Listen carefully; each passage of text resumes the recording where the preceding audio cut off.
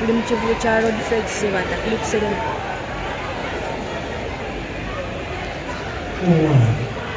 Obadde nkunoonya oli wano otudde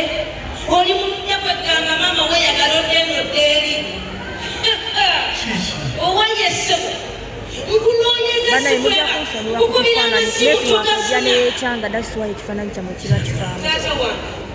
ekizibu kiri ku network enkya bwokomawo salo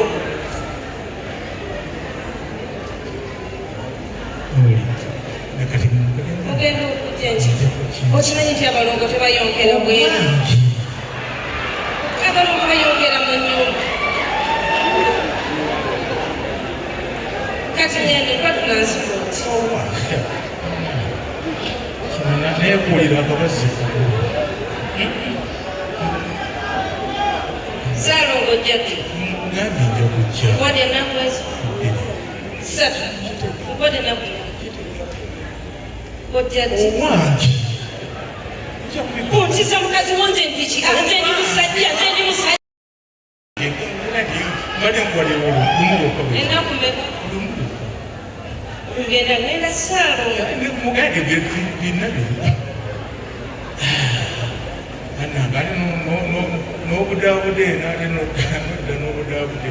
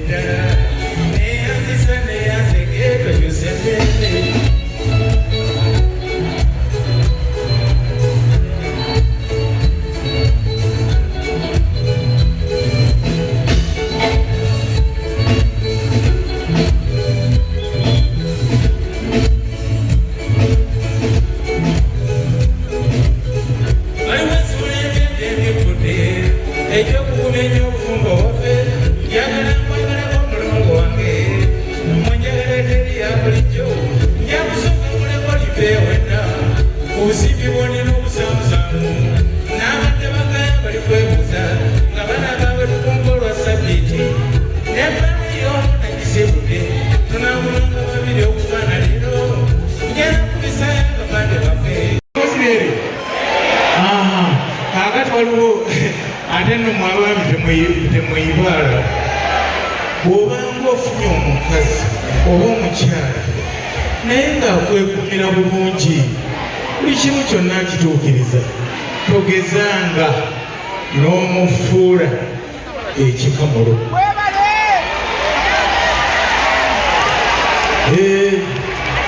togezanga n'okola ki